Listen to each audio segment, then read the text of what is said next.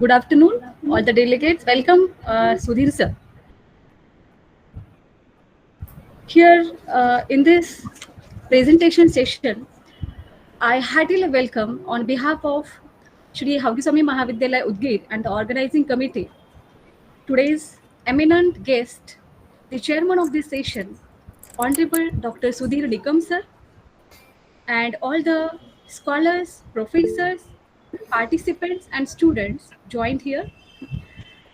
It is an intellectual feast to listen to Sudhir Nikam sir.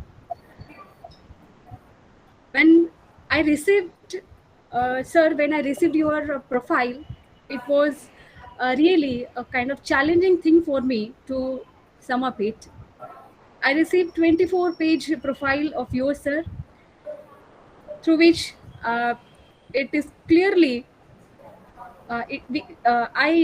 everyone can know how dedicated your work is there in all the factors.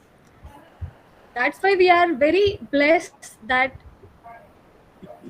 from yesterday we are listening to so many intellectual brilliant minds, and today too in both of the sessions we have these brilliant personalities with us, for which we are very much blessed and thankful to all these eminent personalities who have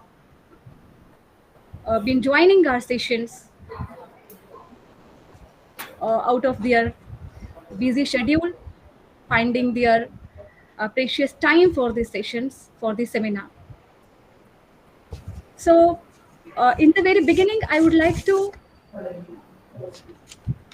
introduce, it is my kind of honor and privilege to introduce today's chief guest, chairman of this session, Honorable Dr. Sudhir Nikam sir. Sorry, I need to make a correction. Professor Sudhir Nikam sir. He is a professor and head of the PG Department of English, Vice Principal, BNN College, Thane. He served as member of RRC English in English, University of Mumbai, chairperson of BOS of English, University of Mumbai, member of Academic Council of University of Mumbai, member Faculties of Humanities, University of Mumbai, recognized PG teacher by University of Mumbai, recognized research guide, University of Mumbai.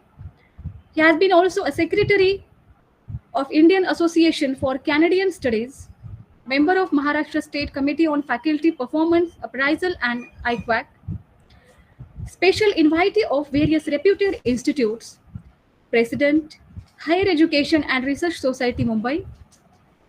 He also served as a chairman of BOS and introduced many important UG, PG, and doctoral courses. It is at a special note that some of the courses introduced by him, like MA in Translation Studies, Cultural Studies, were the first of its kind in the State University. He has been BOS and RRC member of nearly 17 reputed universities and autonomous institutes. He is the recipient of many prestigious awards like Mahatma Jyotirao Phule National Meritorious Award, Academic Excellence Award by Research Cultural Society, Best Teacher Award, Global Team Foundation, Bangalore, Global Research Excellence Award by Global Education and Research Institute, Lucknow, National Education Award, Distinguished Professor Award by SBVS, Aurangabad, Literary Barua Award by Lekhana Social Service Society, Andhra Pradesh. He has been on editorial board as an editor and advisor of more than dozens of refereed international journals. He guided 18 PhD dissertations of his scholars and supervised many theses, organized many seminars and conferences as convener and secretary. He has delivered nearly 57 lectures in various reputed institutes as a resource person. He has the credit of nearly 2 dozens of research paper presentations. He chaired many sessions of various academic programs. He has the credit of nearly hundreds of research paper publications, and he also authored many important books. Sir, your contribution to the field of academia is really very immense contribution, and we feel very proud to have you here with us, sir, in this seminar.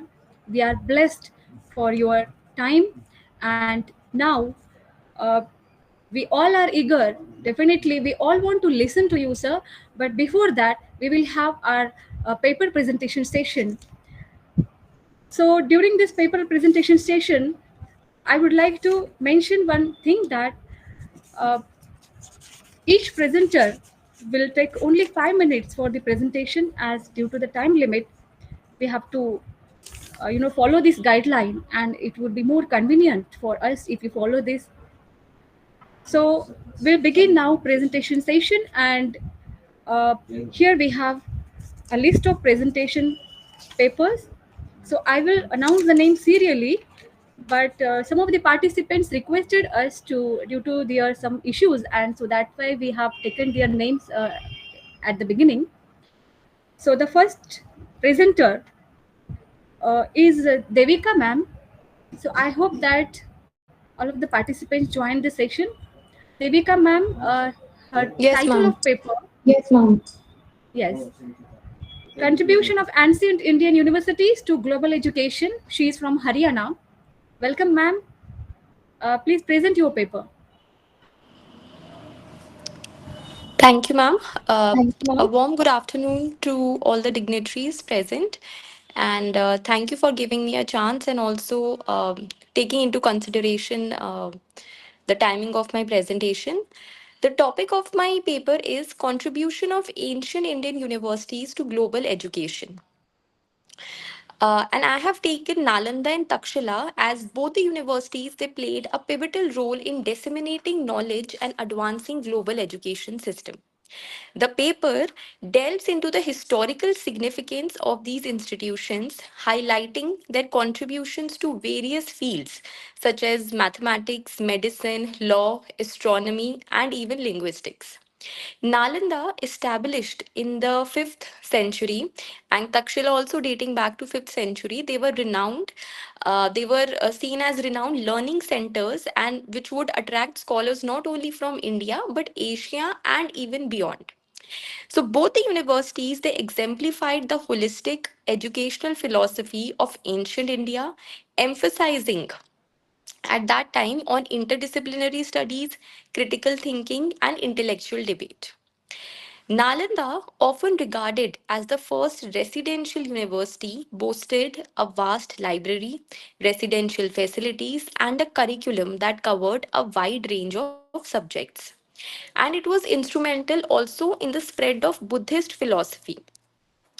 Whereas Takshila, on the other hand, it was a hub of Vedic learning and particularly noted for its teachings in military science and medicine and law.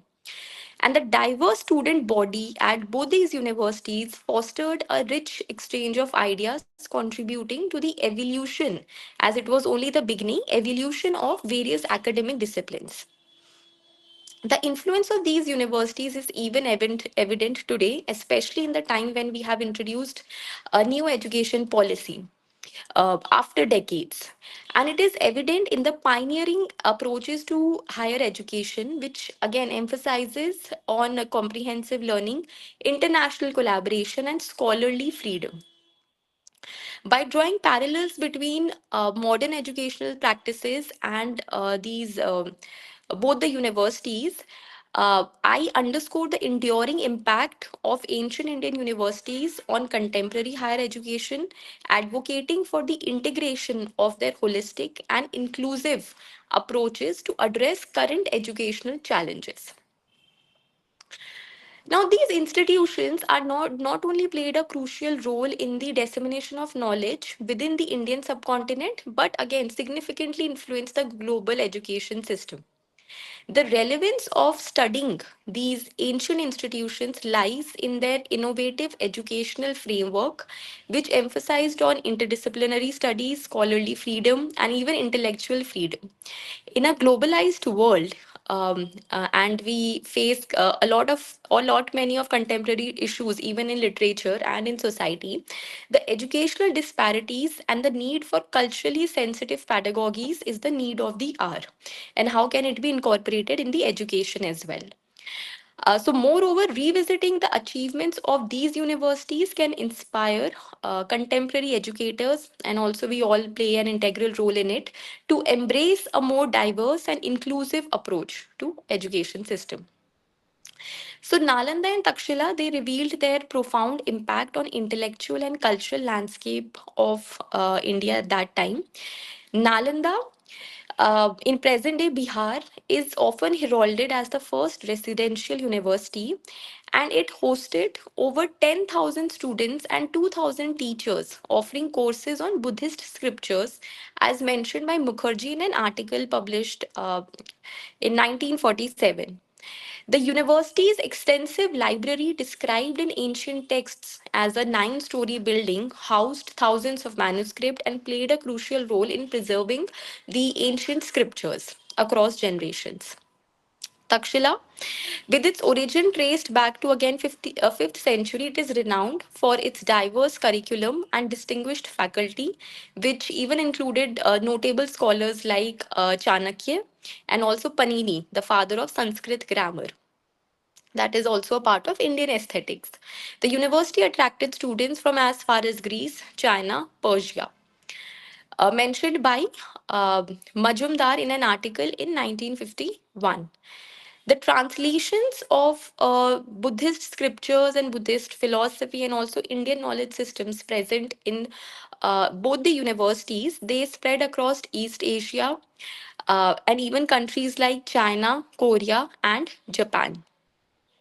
The legacy of both the universities, it inspires contemporary educational thought, and it advocates for the integration of holistic educational models into modern curriculum, emphasizing for the need of interdisciplinary, multidisciplinary approach, and also cross-cultural engagement in in higher education system. And by revising the achievements of these ancient universities, educators, policymakers, faculty, even research scholars, and students can draw valuable lessons to enhance the inclusivity. Now, few approaches which can be taken into consideration in order to encourage this integration, or how can we use the ancient Indian education system in today's time in contemporary education system. The future research can focus on comparing the educational models of Nalanda and Takshila with other ancient universities across the world. And this comparative approach would provide us with a deeper insight into the global evolution of higher education and also cross cultural references. Then detailed case study of various disciplines, as mentioned in the beginning of the paper, medicine, law, astronomy, even military science. These research could also explore how these disciplines were transmitted into other cultures and their impact on global knowledge system. Then, taking into consideration the modern educational practices or approaches that we use in our classrooms, we could examine how their method of interdisciplinary learning, debate, and critical inquiry can be integrated, and how we can also give an example from the contemporary text and then related with how it was presented in earlier times. Then archaeological and historical verification is another consideration, and this can also help research scholars in both these streams of archaeology and history to draw a comparison. Then influence of specific regions, and encourage how how their teachings has influenced the local educational traditions, language, and cultures. To sum up the paper, I would again emphasize on the fact that there's a lot to learn from our education system itself. Instead, and as mentioned in the new education policy, we need to again work on our research area. So, if we do indulge in a comparative study, if we go back to the scriptures of ancient Indian universities, we will be able to add to the existing knowledge system that we have, the rich knowledge system that we already have. And through this seminar, through this conference, and through this exchange of opinions on various topics, we are also contributing our bit in integration of cross-cultural relations, interdisciplinary approach of research. So, future research into these institutions can further illuminate the contributions and reveal new ways to integrate principles into contemporary education. And These centers of learning not only shape the academic and cultural landscape, but they also laid and they will again help in laying the foundational principles that continue to resonate in the contemporary education system. And with this, I end my paper. Thank you. Thank you, ma'am. The next participant is Rituraj Anand. The title of his paper is Maghai Proverbs as Tools for Gender Socialization, Folk Wisdom. Good afternoon, ma'am. Good afternoon, sir. Good afternoon to all the panelists and organizers. Good afternoon, everybody. So here's the title of my paper. That is Magahi Proverbs as Tools for Gender Socialization and Folk Wisdom. Now, in this study, I have tried to work on Magahi proverbs and delve into how it leads to gender socialization and also proliferates folk wisdom. Now, Magahi is a language of Bihar, and it has a great role in socializing the individual. Specifically, when we talk about gender, it has a great role in shaping the ideas related to gender norms in the society. Now, when we talk about proverbs, it's a type of oral tradition, and as we all know, and it is not just a linguistic expression, and it carries a lot of wisdom. It represents the social values, norms, and expectations with which the community is guided. This study analyzes the use of some selected Magahi proverbs, and I have delved into how it promotes a gendered perception of social roles and thus reinforces the patriarchal structures present in the society. Now, these proverbs demarcates the roles of a man and a woman in the society, what role they have to play, the things that they have to do, how women are just related to domesticity, the virtues that they have to follow, and it also promotes subversion ahead. Now, adding on to it, the theoretical framework of my study includes these three theories, that is social learning theory, cognitive development theory, gender schema theory. These three theories I have used. Now, briefly talking about socialization and gender socialization, as given by Grusek and Hastings, socialization is the process by which people in a particular society acquire the skills, behavior patterns, norms, conventions, and values of the society. So, it's basically the way in which individuals acquire knowledge. Now, when we talk about gender socialization specifically, all of us are aware, about the difference between sex and gender. I will not go talk about that because we have a paucity of time. So I'll just talk directly about gender socialization. So it's the process by which individuals develop, refine, and learn to do gender through internalizing gender norms and roles as they interact with key agents of socialization. And the biggest agent and the prominent agent to for gender socialization is the family, and thereafter the society. Now, I'll just discuss certain sayings, verses, and proverbs of Maghi, so as to discuss how it leads to gender socialization. So we have a very famous Sanskrit verse, Yatra Naryastu Pujyante Ramante Tatra Devta, as in wherever a woman is worshipped, so there the god dwells.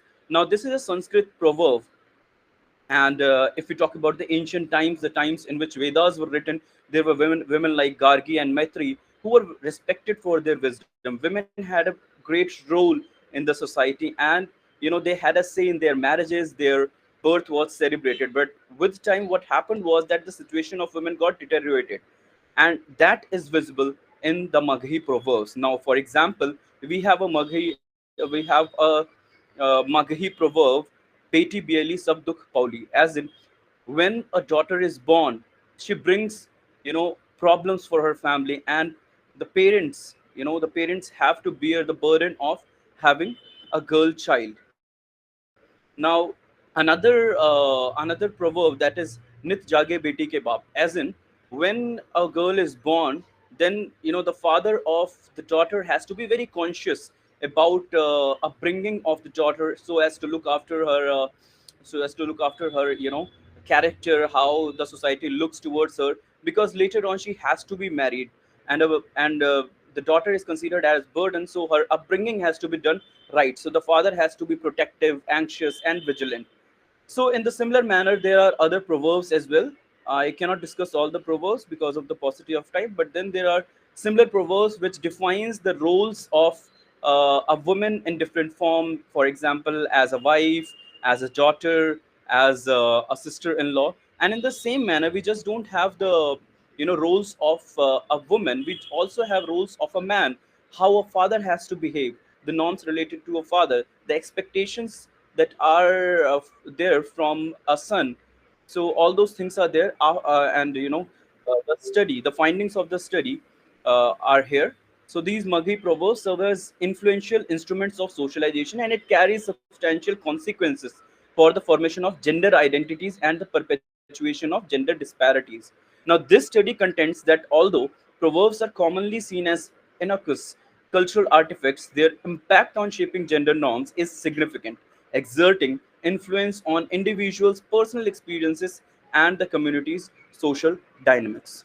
Now, to conclude, it becomes very important and pertinent to say that analyzing these oral traditions are very important, because these help us to understand the process of socialization and different norms and stereotypes in the society, specifically for languages like Magahi and other such languages which might not be in the scheduled languages, 22 scheduled languages of the constitution. It is very important to study the proverbs of those regional languages so as to understand the region in a better manner and the norms that are there in that society. Also, there are tribal populations whose language and their literature we haven't studied, so it becomes very important to study those, and that's why I have done this study. Now, these Maghi proverbs have gendered messages to understand how cultural practices uphold social norms in society. This study emphasizes the need for a sophisticated method for understanding language, culture, and gender, especially in those that still shape community social structures, such as those in Maghi speaking regions. Now, overall, we can say that there is a lot of work that can be done, a lot of research that can be done on the proverbs of some other regions. Please don't mind my language here because I've just mistyped this. Of other regions, and a comparative study can also be done. For example, we can do a comparative study of a matrilineal society of Khasi tribe with Magahi. We can do a comparative study of the proverbs in the Khasi tribe with the Gond tribe. So studies like these can be done and can also be compared by tracing the position of women and men through the ancient times. So this is all about my study. Thank you very much for providing me this platform to share my research work. I thank the organizers and especially Ajit sir for providing me a platform to share my this research at the very end. And I am also thankful to my supervisor, Dr. Anil Sahrawat, for guiding me for this particular work. Thank you so much, everybody. Thank you, sir.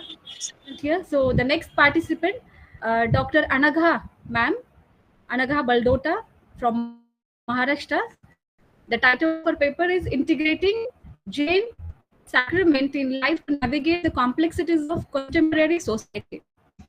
Good afternoon, everyone. This is Dr. Anagha Baldota from DES Shri Navalmal Firodia Law College, Pune. And the topic of my research is integrating Jain sacrament in life to navigate the complexities of contemporary society. Now, as we all know that the modern society and the next generation is suffering from various dilemmas, and they are focusing on the areas like anxiety, alienation, absurdity. And I personally felt after my research that the sacrament which are forwarded by Jainism, they can help the generations to navigate through such complex issues. To begin with, I would like to talk about the historical perspective. In short, Jainism is one of the oldest religions in the world that originated in India around 6th century before Christ era. Live and let live is the principle of Jainism that has promoted its successful existence even in postmodern era. Jainism emphasizes the importance of the importance of living a life of harmlessness as well as renunciation with the ultimate goal of achieving liberation, that is moksha, that is from the cycle of freedom from the cycle of birth and death, what we call in indigenous language as Sansar Chakra. Jainism follows 5 vows, that is Pancha Mahavratas, which are mentioned for monks as well as the ordinary person, that means Anuvratas, who are the lay person, the lay people. Now, non-violence, ahimsa, truthfulness, non-stealing, then celibacy, non-possessiveness. I mean to say ahimsa, satya, asteya, brahmacharya, and aparigraha are the Pancha Mahavratas told by Jainism. Jainism is a distinct practice which actually provides for the rigorous commitment towards these principles that guide both personal conduct as well as spiritual upliftment. Approach of multiple perspectives like Anekantavad is a philosophical approach that is offered by Jainism, which helps the individual to know that any entity, any person, and any problem is multifaceted. Even though it is complex, one can understand the external and internal factors affecting that particular problem so as to deal with its solution. Therefore, Anekantavad also help people to figure out the problem, its relation to the solution, and what actual solution is suitable to his own particular persona. The principle of tolerance, which is again promoted by Jainism, it encourages intellectual, mental, as well as emotional tolerance that acknowledges and appreciates the different viewpoints. And of course, it fosters the peace, harmony, and humanity by executing healthy dialogue with the people in the surrounding, may it be in the personal capacity, may it be in the professional capacity. Because it is human tendency to get involved and remain attached to materialistic desires, which let them travel from need to greed. And this is common since eternity, it has been practiced since ages, and it will reach out to eternity. This particular obsession can lead to endless endeavors for achieving power, position, and wealth at indefinite level. In this modern age, people of all the generations are choosing money over knowledge, technology over art, power over peace, position over responsibility, and of course, rights over duties. This chain of events is actually the endless desires and it is creating the disorders like anxiety, panic condition, short temperedness, anger, impatience, intolerance, revenging attitude, absurdity, alienation, and existential crisis for the generations. The morals and ethics and the practices which are mentioned in this particular paper are actually focusing on uh, self introspection as well as solving the problems which individuals are facing. And in this particular paper, there are so many other practices which are like fast, Jain fasts are there, like Alochana is there, Pratikraman is there, Kshamapana is there. All these sound to be very old practices, but even those are conventional, these are dealing with unconventional problems in the modern ages. Therefore, the present paper is an attempt to suggest the solution for postmodern dilemmas. The practical approaches and the theoretical perspectives both are dealt in the present paper, and I personally feel that there is a huge scope in researching in the set area because so many problems are continued and they will continue if the lifestyle changes are not done.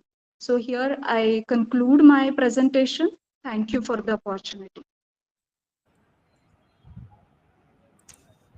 Thank you, ma'am. The next presenter, Dr. Sanjay Kulkarni, sir. The topic of his presentation is A.K. Ramanujan's creative vision. First of all, I am introduce myself.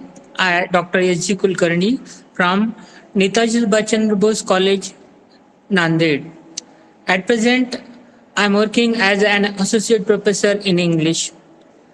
When I look at the paper and to present online, and when with the help of rural students' point of view, I am presenting my paper. When we look at the title significance, first, A.K. Ramanujan's creative vision. When we look at the A.K. Ramanujan, who was he, how he was. When we look at the creative, is it creative or is it critical? And third importance I may given vision. In what way eyesight of the A.K. Ramanujan, of the student, and as a writer, as per my own point of view. Second important thing about the title significance is that what was the purpose to write such type of title? What was the aim and objective to write such a title? And then that times I preferred who was A.K. Ramanujan. In what way his creative critical faculty or critical and creative vision is most important for us. So in that particular point of view, I presented A.K. Ramanujan's literary contribution. And when I compared with our Indian other writers, how he was and who was he, in what way his contribution was different. And when we are going to look at the title significance of my paper, A.K. Ramanujan's creative vision, then that times in what way his literary contribution with the critical point of view, such a type of critical study I have done when I prefer to write such a title of my paper. Next important thing is here, in what way central idea, in what way thematic point of view, in what way middle part of the title, what I may have to say when I came to the conclusion of this paper. So, in what way particular purpose is given by the A.K. Ramanujan? In what way as a teacher I have given to it? And when I may look at my student, in what way they have the grasping power and to take the some vision, in what way they appreciate, in what way they give the vision, in what way that impression taken place on the mind of my rural area students. That in that way I may concluded this particular paper. But when we look at the my principal object and creative vision to write this paper was to do the present study of A.K. Ramanujan as a critical study. Critical study as a teacher, own my own point of view. As a student, student's point of view. As a vision, a customer, your own point of view. So these three point of views are most important for us. Next importance I have given aims to highlight different aspect of his poetry and his autobiographical, reflective nature. In what way we may look at the A.K. Ramanujan.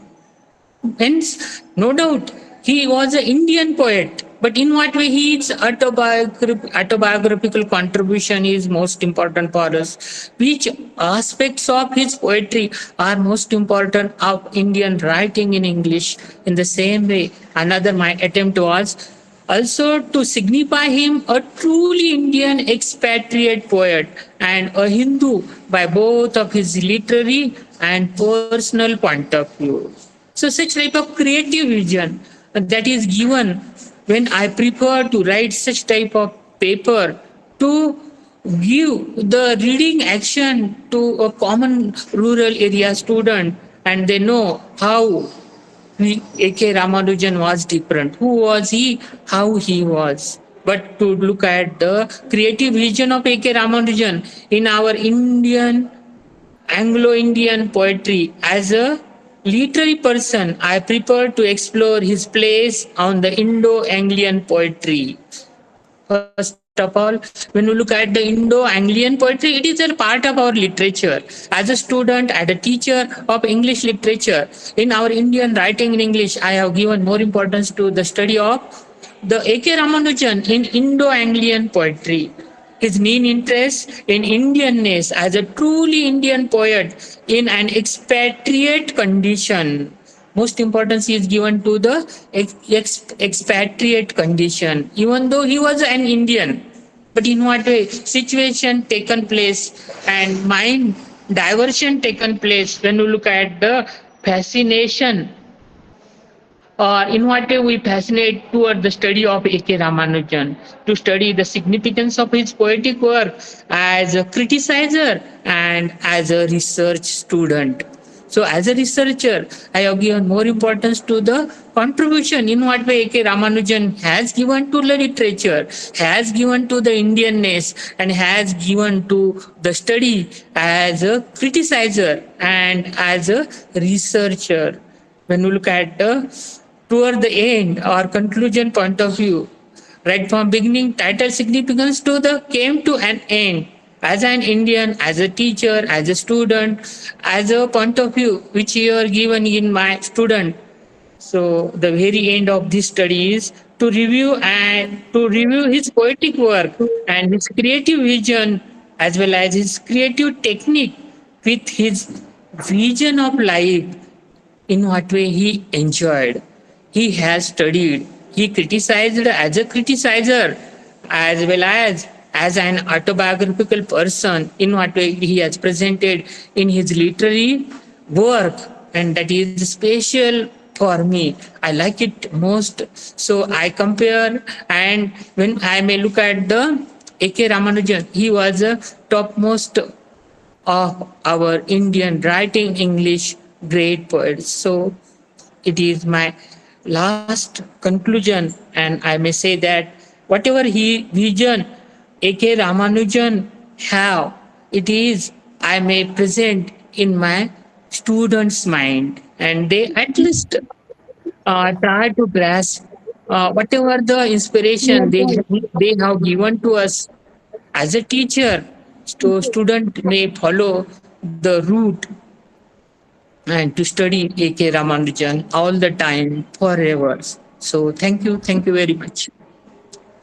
Okay, sir. Thank you, sir. So now the next presenter is Meenakshi Nagdeote ma'am.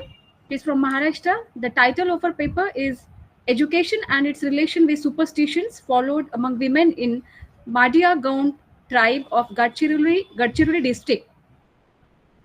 Meenakshi ma'am, are you present Thank here? you. Yes, ma'am. Thank you, ma'am.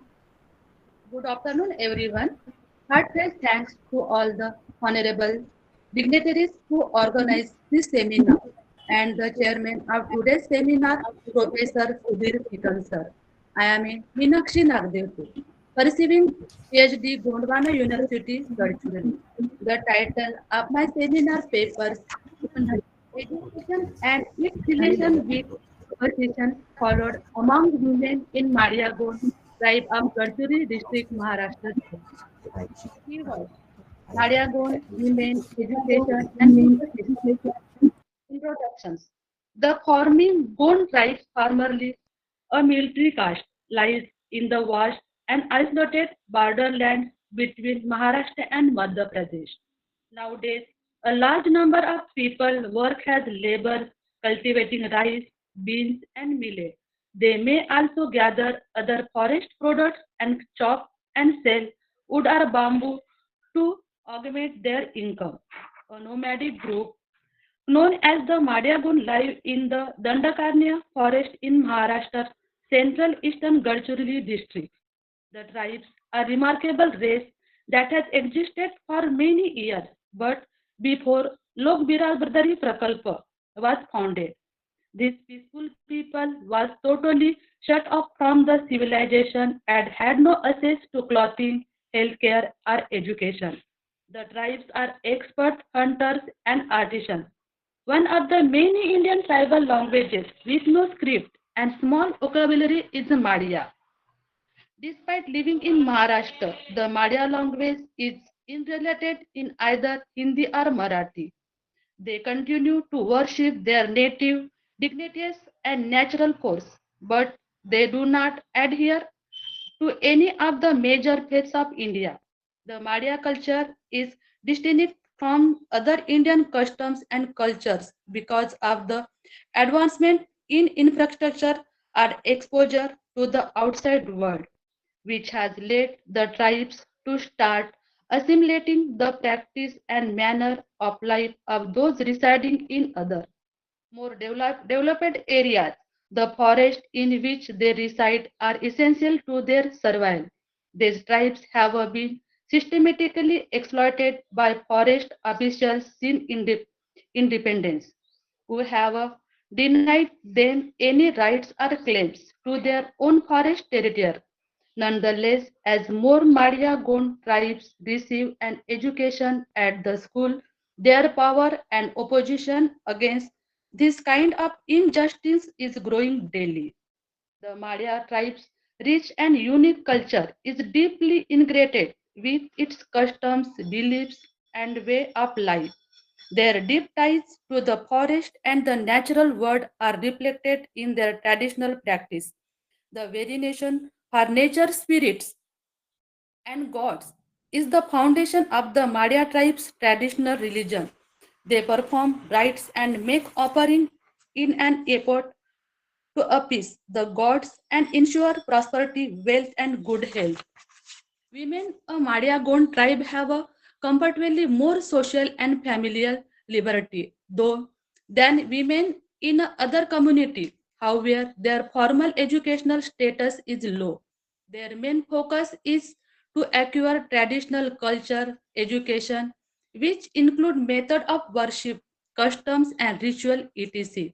In the light of above information, current study attempt to know relation between formal education of Madhya Gond women and superstitions followed by them. Review of literature. According to Sudhir, examine the key elements influencing girls' education in this community through research and Chuktu Vijaya, a tribe education in Orissa. When examining a low literate rate among girls, it is discovered that a high rate of school dropout is mostly caused by elements such as a material culture, life cycle, rituals, and customary culture norms.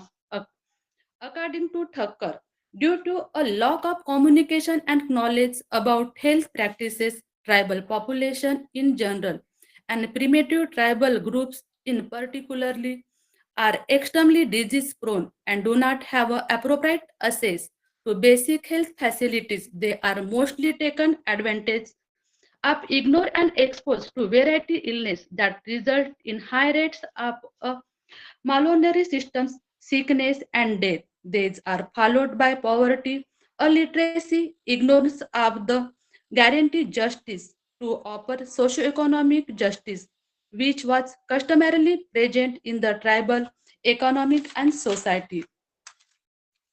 Lack of education is a huge gap in the progress of this tribe. The main Please conclude, ma'am. The men need to create self-awareness in them so that this gap can be bridged easily. Recognizing this government has paid a lot of attention to it. The work providing education of most of the villages by building schools and providing books, boards, cloths, etc. So them has been started from the first 5 year plan. In the course of education, knowledge, experiences, and understanding of women increases with increasing education. This change taking place according to education influencing the life of women. Rituals are performed in the village under the guidance of Bhagat and worshipping the goddess and sacrificing a goat or a rooster in front of her. In the Gond tribe, this sacrifice is offered to appease Dhulideva, the Kula deity. Madhya tribal tribe of Gadchiroli district is considered as a very backward tribe. Chickens, goats, Meenakshi, ma'am, could you please conclude now? I request you to conclude now, please. in the worship of deity, they have a specific sequence rituals. Rice in the first put near the stove. They feed the rice to chicks. It is believed that God has accepted sacrifice if chick picks up the rice with its beak. Water is applied to the body of the goat, and it's believed that God has accepted the sacrifice only if the goat shakes in the body. whose sacrifice is a major part of the tribal religious practice. Finding and conclusion. Typically, women in the Madiagon tribe are heavily involved. Childcare, agriculture, and home administration. The position of women in the Madiagon tribe varies based on particular custom and traditional, despite the fact that traditional tribal communities frequently display. Women may have a respected roles in the community and take for the decision-making process in some situations, but they may also encounter social and economic challenges in others. The Madiagons have a festival, ceremonies, and rituals that are important parts of the culture and way of life. The ceremonies, which frequently entail singing, dancing, and performing traditional arts, are open to women active participators. The tribe's culture, legacy preserved through these women custom which promote social cohesion. From result of present study, it is concluded that literacy rate of Madiagon women is very low. Only few women can complete their higher secondary education. There is a existence of rituals like sacrifice, savoring, offering, liquid to please God. They believe in ghost appearance witchcraft. Only two educated women did not believe in ghost appearance witchcraft. It is suggested that Madiagon women should be encouraged to take education and support their child, especially female child, to take education. At the end, thanks to the organizers for giving the opportunity to speak. Thank you very much, ma'am. Yes, thank you, ma'am. The next presenter is Dr. Bobde Tukaram, sir. Are you present here? The title of his paper is Shri Jnaneshwari, a constant source of inspiration for the Indian knowledge system. Good afternoon to chairperson for this session, Dr. Nikam sir, and all the members of organizing committee and all the participants for this session here. I am going to present my paper here.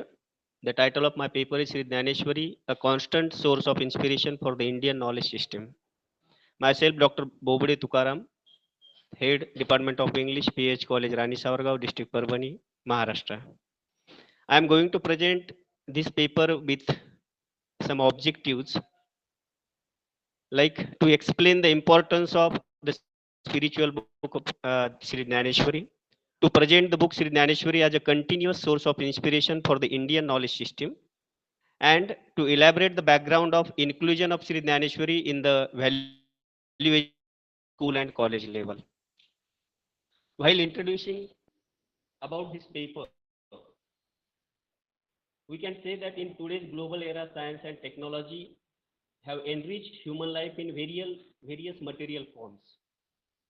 And but when we consider about the other side of the moral values or the social and religious principles and ideals which are helpful for the upliftment of human beings are being trampled on. The entire human race seems to drifting away from the ultimate goal of life. The philosophical basis of living has become hollow, so the individual is seen to be failing at the personal level and from the point of the human welfare also. But when we consider again the other side of this point, on the observation shows that those sections of the society who live their lives based on the ancient knowledge system are relatively better in terms of spiritual advancements. Because every religion has given philosophy of life to man. Many treatises are there, scriptures are there, and which have been produced according to the base of the welfare of the human life. So Srimad Bhagavad Gita is one of the best scripture of the Hinduism. This book is written in Sanskrit language. It has been commented upon in various languages and in various forms with the aim of making Marathi speakers understand that philosophy in their vernacular language. In 13th century, the great saint of Maharashtra and poet Jnaneshwar created the book Shri Jnaneshwari. This book preserves the precious heritage of the Indian knowledge system and is a constant source of inspiration for common people to achieve their spiritual upliftment. It is necessary to inculcate the knowledge and theories presented in this book in life for human welfare at present. So according to that, strategic planning and implementation becomes the inevitable condition for the present time. There is nothing or there is no need to introduce about Saint Naneshwara and the life and career about that. Again, I want to present in short about the form and composition of this spiritual book, Shri Naneshwari. Saint Naneshwar composed the book Naneshwari at the age of 16. It is in the form of commentary on Bhagavad Gita in Marathi language. Bhagavad Gita was in Sanskrit language. It was difficult for the common people to understand about that.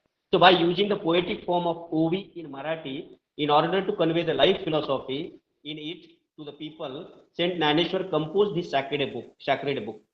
Bhagavad Gita has 18 chapters. Those 18 chapters have 700 slokas, verses in total.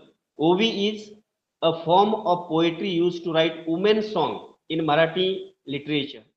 This OV consists of different types of structural characteristics or features can be presented about that OV. I am not going in details about that. The extraordinary unity of poetry and philosophy is evident in the book Naneshwari.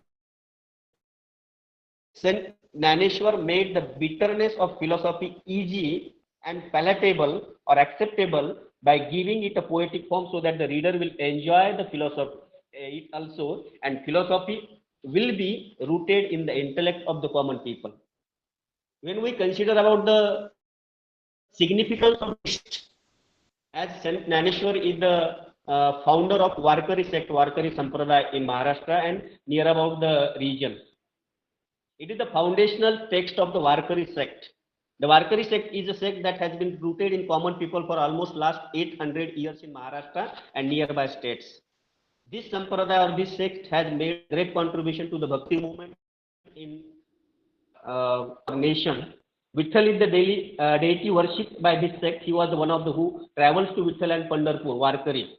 That is the considered as that going to that Vitthal or for to worship that Vitthal, that is called as the Wari, and the person who does this process is called as the Warkari. So Naneshwari composed by Saint Naneshwar is considered very revered in the Warkari sect. And the common people of Maharashtra and in rural area, this is also practiced continuously. A beautiful confluence of devotion and knowledge is presented in the book Naneshwari. To walk on that path, this book is continuously inspiring us as a foundational book of Warkari sect. While considering or while commenting about the usefulness of Naneshwari in present time, I want to say here that observation shows that moral values are still preserved to a large extent in families where Naneshwari is studied and recited. From a spiritual point of view, this book empowers a person. And there is no dispute that people who are spiritually empowered lead a happy and contented lives. A person with spiritual base is less likely to develop mental problems in his life. Rather than reveling in material life, they are bent on spiritual happiness. In the satisfaction or contented mood, they are going to live. No person will be deprived of the ultimate goal of life if he understands this Naneshwari deeply, follows the principles, and go with the doctrines of Naneshwari can restore the ethical system in today's disintegrating society. So because of that, I want to present here again the literary and educational significance of this spiritual book. Saint Naneshwar is a great saint poet. He has composed many world famous works. So from a literary point of view, his compositions are a significant contribution to the history of Marathi literature. He has proved the inventiveness of Marathi language through the text of Naneshwari. He has that presented an important work of giving an emotional connection to philosophy by using the poetic form of OV. And the educational importance of Sri Naneshwari has not yet realized by this educational system yet now.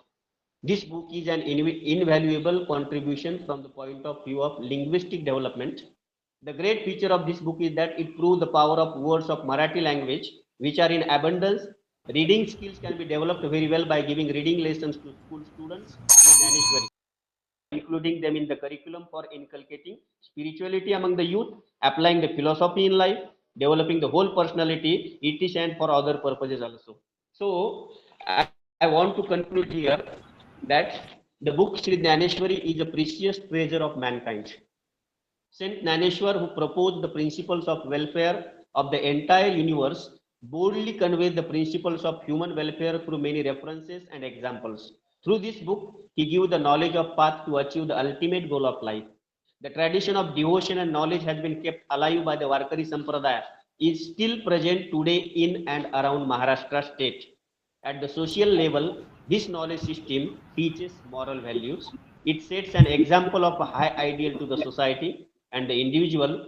The need of the hour is to assimilate it, preserve it, enhance it, and pass it on as a legacy to the next generation. Thank you very much for providing such type of opportunity for presenting my paper. Thank you very much. Thank you, sir, for this in-depth analysis on the topic. The next presenter is Anjali Dhadiwar, ma'am. Her topic is Jainism, a blend of science, philosophy, and ethics. Anjali, ma'am, Yes, please ma'am. present. Yeah, you are audible, Yes, ma'am. ma'am. Please continue. Okay. Thank you so much. Good afternoon, everyone. I would like to thank the organizers for giving me this opportunity, first of all. I am Anjali Dhadiwal. I am a faculty in DES, Shri Firodia Law College. And my topic of research is Jainism, a blend of science, philosophy, and ethics. Here, I would like to start my presentation with a greeting, Jai Jinendra. You must have heard the term Jai Jinendra. If not, I would like to elaborate it in short. Jinendra, who is Jinendra here?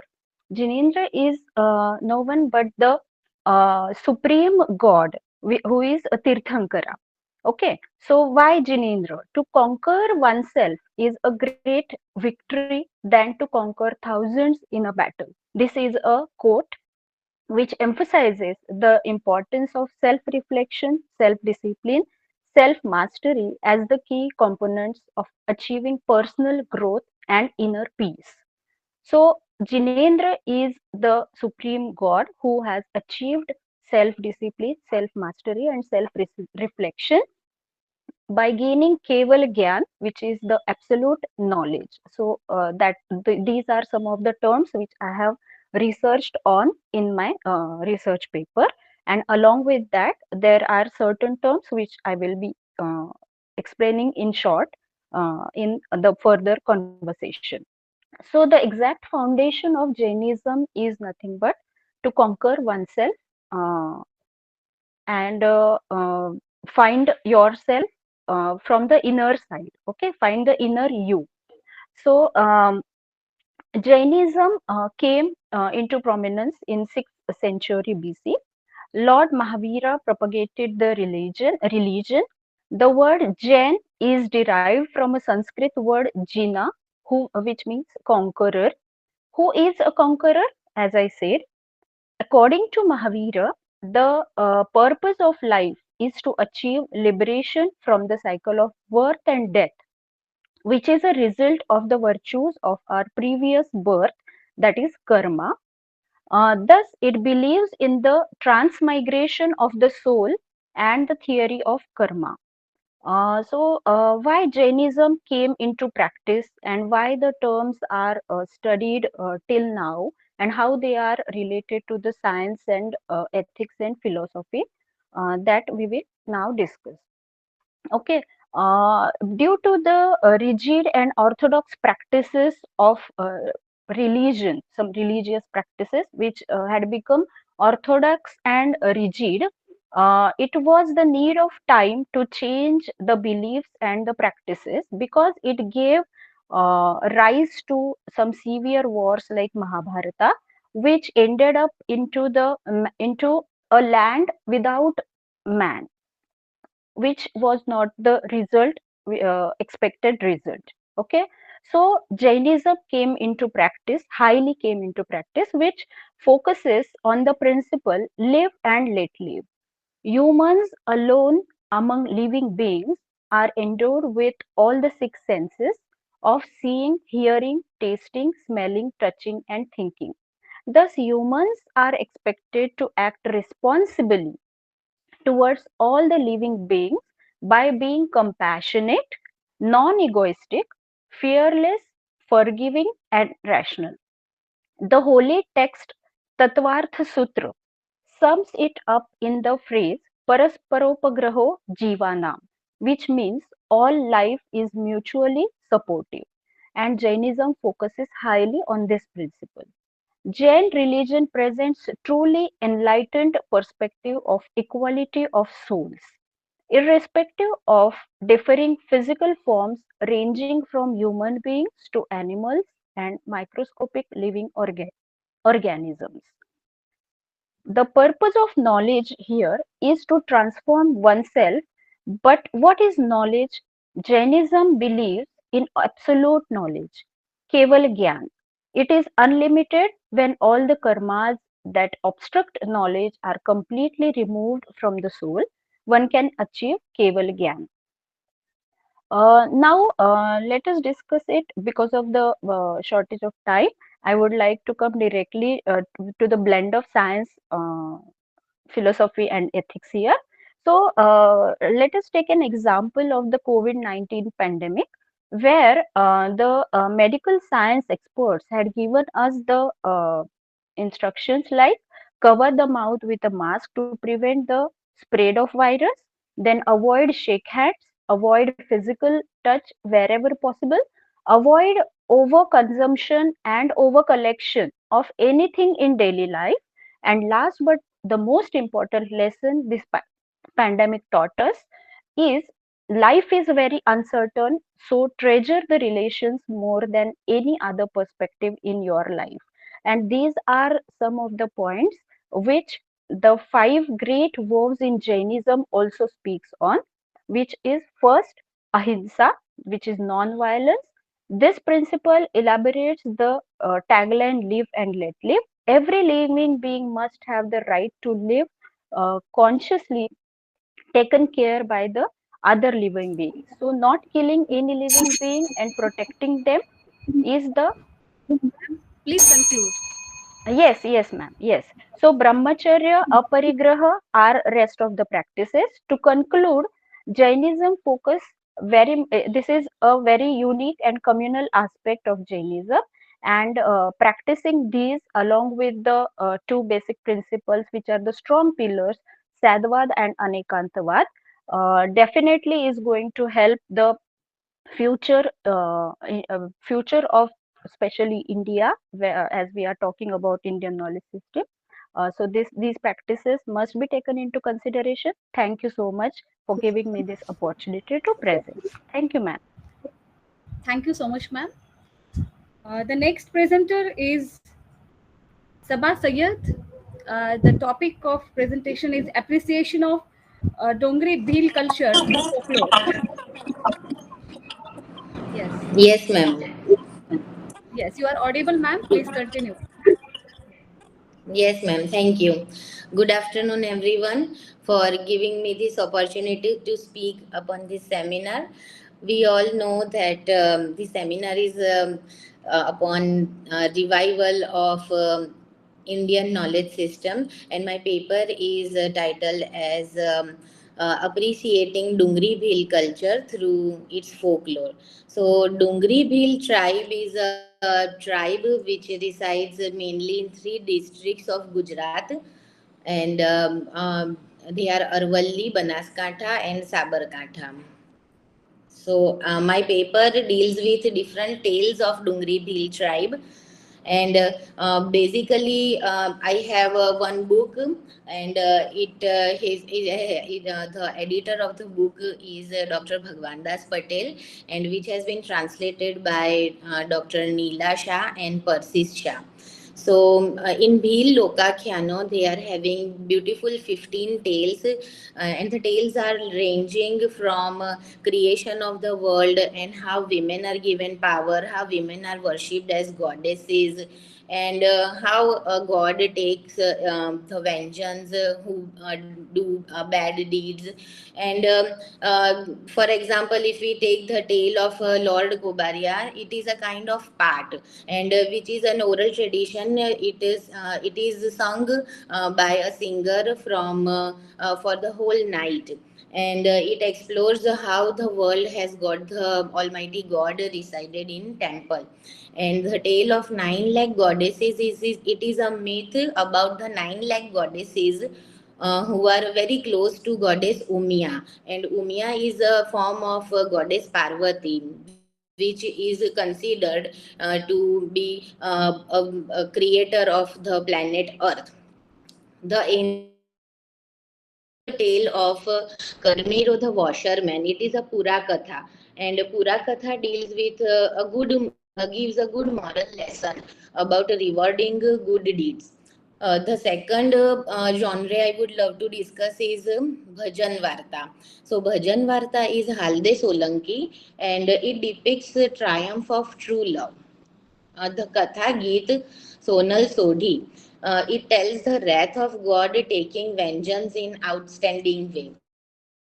So, if we look at the range of genres in and the richness of these beautiful cultural tales, we would be amazed to see that how culturally rich they are and depicting their life values. And that is why it is very much important for us to appreciate and recognize the culture. The next point I would love to include it is a Mahamargi tradition.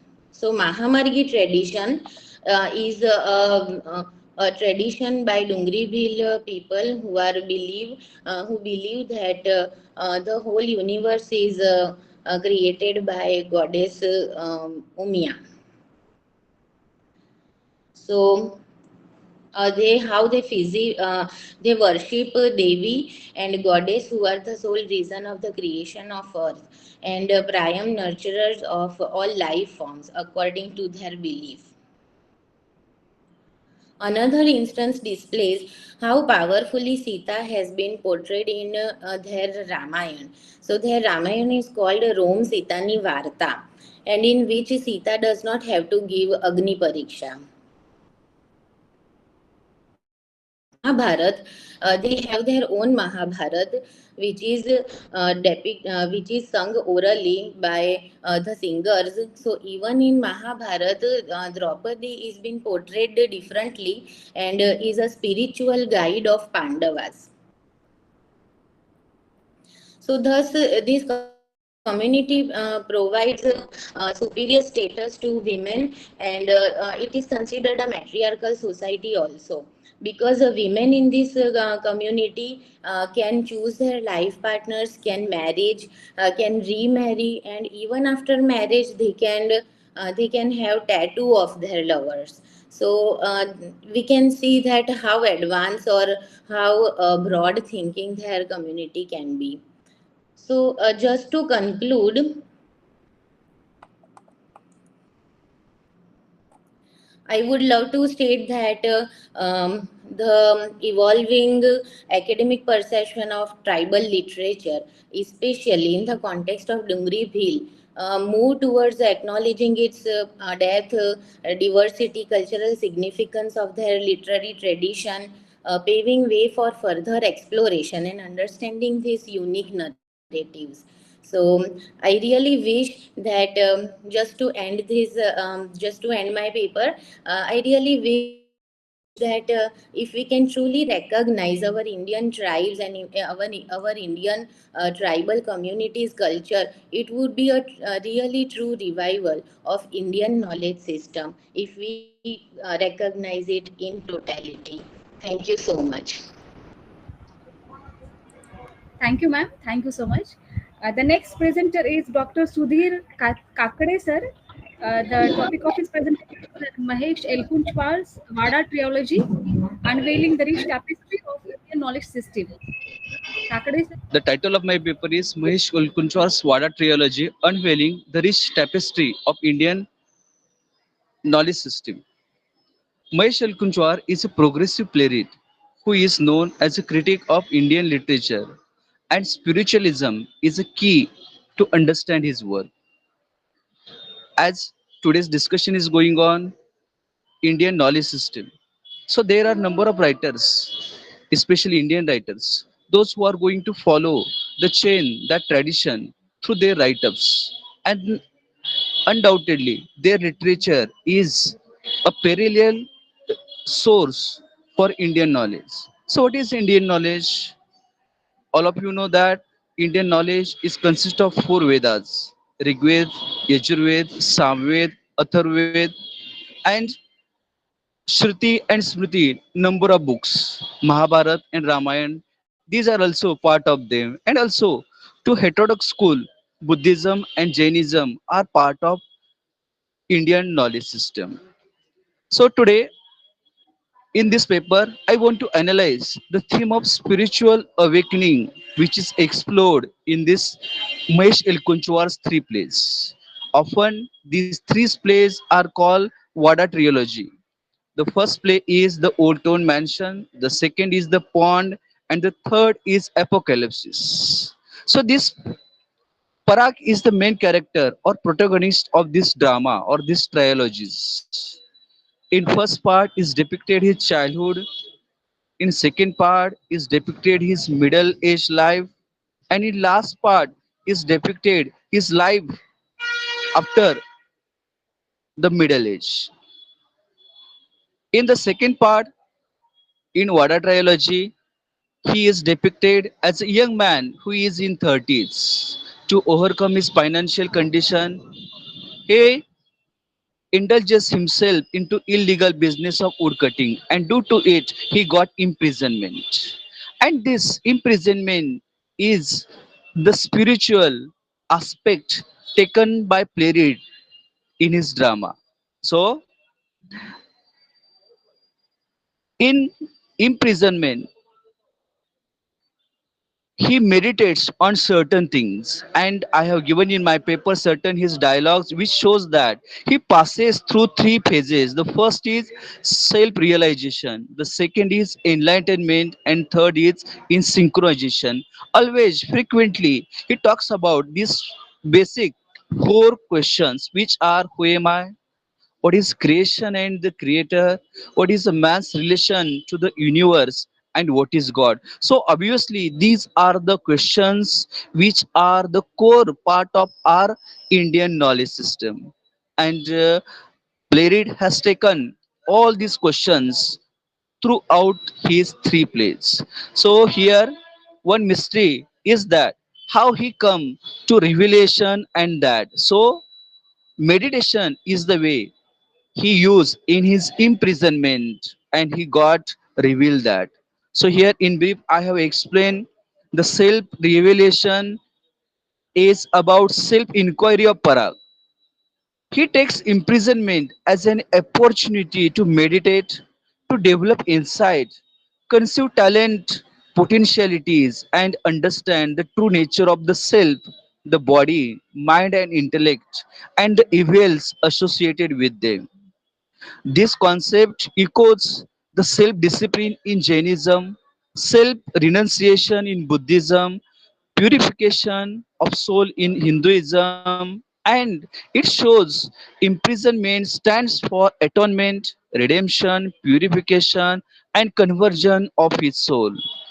Indeed, it is a mystic as well as religious, spiritual, scientific, and dramatic experience. All these things I have explored in my paper. The second thing is spiritual enlightenment, which explores how self realized Parag acquires comprehensive scientific knowledge about the creation and understand the true nature of the universe. So here he reads books which are given by his cousin, in which he gained scientific explanation for his spiritual novel, and learns how the universal laws are operate and regulate the whole cosmos.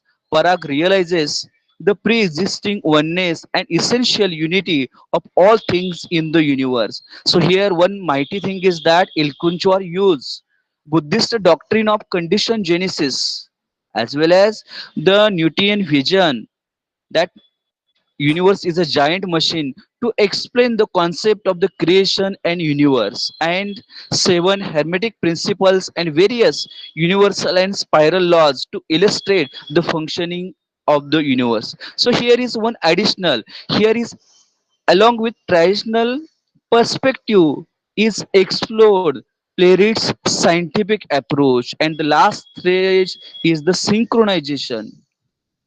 This stage explores how an advanced parag, a stable and constant temperament of mindful, pure equanimity. He shows his selfless service to his suffering villages, and he shows his unconditional love, humanity, humility, and generosity. In short, he achieved a blissful mindset, which is nothing but a phase of salvation, nirvana, mukti, and moksha, which are explained in Buddhist texts, Jainism, and also all religious scriptures, which are core part of our Indian system. So here, outcome of my paper is Parag spiritual awakening has affinity with Buddha's enlightenment.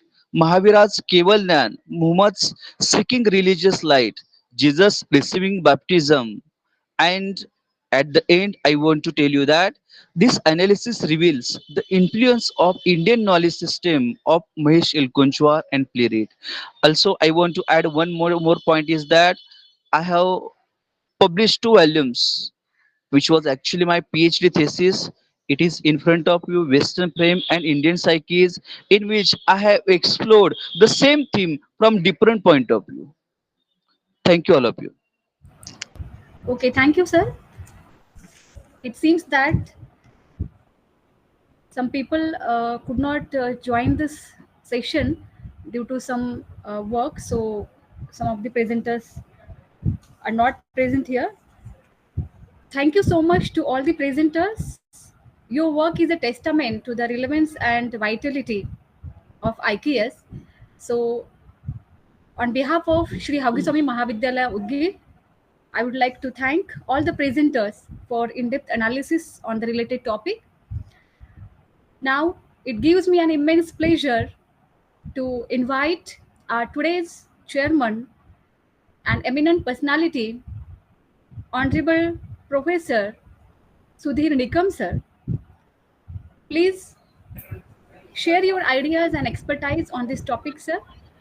Thank you, Professor madam. Sudhir sir, Sudhir Nikam sir. So let me first thank the authorities of Havagiswami College, Udgir, the management, the principal, and Dr. Jyoti Sampale madam for inviting me here to chair the session on Indian knowledge system. In fact, this is my unique experience while chairing the session of Indian knowledge system, and after the presentations of all the paper presenters, I have felt that I have made a kind of journey throughout the culture, society, literature, and every aspect of Indian knowledge system. So there were total 10 papers presented in this session, and every paper presenter has made a unique contribution in the area that he or she has selected. So Indian knowledge system is a very wide term. It not just deals with literature, but it deals with culture at specific and global at a broader level. The first paper that was presented by Dr. Devika Singh, it deals with contribution of ancient Indian universities in global education. I should appreciate the organizers for putting this paper in the beginning, because well begun is half done. This paper deals with how the universities like Nalanda University have contributed in the global education, and it focuses on the rich tradition of education system in India. Not just this, but also it teaches the ethos of civilization to the entire globe.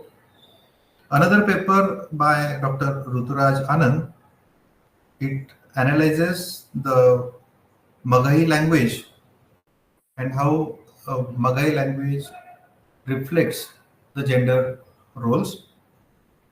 Ancient Indian culture also had a great role to play as far as gender role is concerned, though there may be debates on the role of genders in Indian society.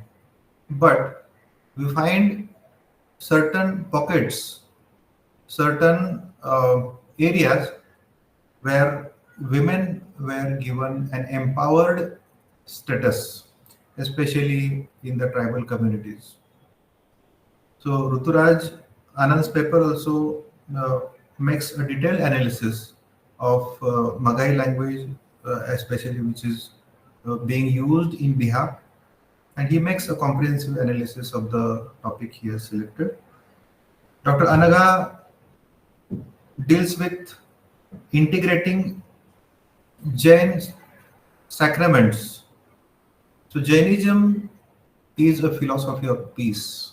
Jainism is a philosophy of unity of humanity. So this paper also makes a detailed analysis of the rich culture of India in past, present, and it has a promising future uh, as far as Indian knowledge system or Indian culture is concerned. I think Dr. Rajabhau Mane could not make his presentation, so he was not present. So there were total nine papers, I think. Dr. S.G. Kulkarni has made a detailed exploration of A.K. Ramanujan as a person, as an individual, not just an individual, but also his contribution in the creativity. A.K. Ramanujan uh, has his own status in the hierarchy of Indian culture and literature, and I'm sure that Dr. Kulkarni's paper justice to the personality and uh, the eminence of A.K. Ramanujan. Dr. Meenakshi and her paper deals with education superstition in Gadchiroli district. On one hand, there is superstition, and the other there is education. Education that throws or that shows a path towards enlightenment, and she has taken examples from the local communities from Gadchiroli district tribal culture. So tribal culture is the native culture of India, which has given its own significant contribution in enhancing Indian knowledge system, the tradition. And Dr. Meenakshi has also made a detailed cross-sectional analysis of the area she has selected. Dr. Tukaram Bobde, he has tried to focus on Gnaneshwari, which is one of the sacred testament and book of not just Maharashtra but also India at large. Saint Gnaneshwar talks about Vasudhaiva Kutumbakam. World is a global village, and India is always open for globalization, not just today, but right from its uh, ancient culture. So, Dr. Tukaram Bobde's paper also it has taken so many details like OV, how OV has its role to play in globalization as well as preservation of Indian culture. I should appreciate Dr. Anjali Dodiwal for the rich paper on Jainism, and she has started his paper with Jai Jinendra. Though we know or we listen to what Jai Jinendra is, but she has made an in-depth analysis of what Jai Jinendra means, what is the role of Tirthankars, and the core philosophy of Jainism, that is live and let live. And I suppose, or I believe, that whatever the philosophy of Jainism is the philosophy of India at large. Live and let live. Global peace is the prime motto of India, even in pre-independence period and even post-independence period. She has said that all lives are mutually supportive. So the ecosystem, she has reflected on the ecosystem, and this ecosystem, uh, especially in India, makes a balance of uh, various stakeholders of this world. She has also given some examples which reminds us of the rich tradition of India, like using of mask, having physical distancing, overconsumption of food, and any other uh, material. She has also indicated that life is uncertain, so we should live at peace and harmony with each other. So I consider this paper, I would recommend Dr. Anjali to write more about whatever she has written in a paper. Probably she may think of writing a book on the topic that she has selected for research paper. So though it deals with a particular aspect, but she may increase her studies and work further.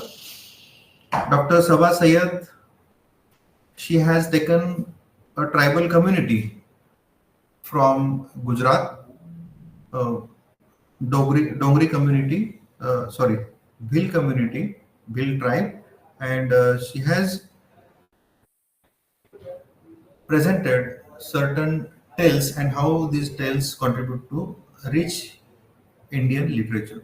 So when we call Indian literature, we usually refer to either Sanskrit literature or Indian English literature. But the tribal literature has a very vast scope for analysis, and I would appeal most of the presenters here, they can also think about tribal literature as one of the unexplored area where we can try to attempt our analysis. The last paper was by Dr. Sudhir Kakade. He has presented Wada tribology, and the concluding part of his paper focused on India as a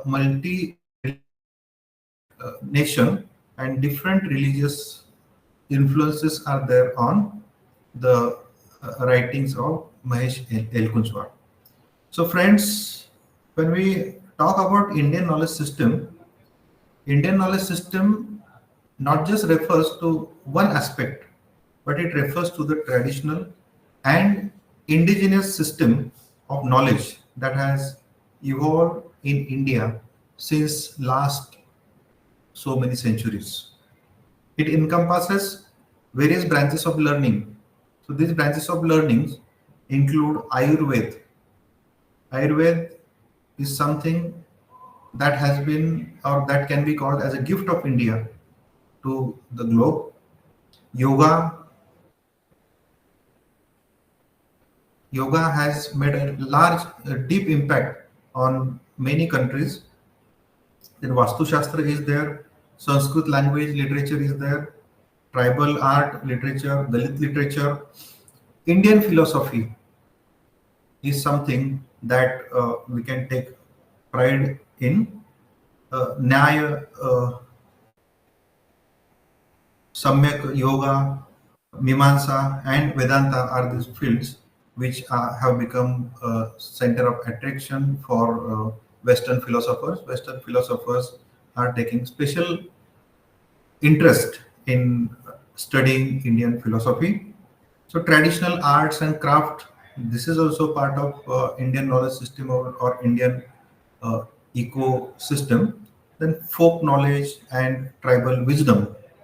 So why I'm calling it tribal wisdom? Because tribals have their rich culture and they have their own civilization, which is the mainstream culture of India.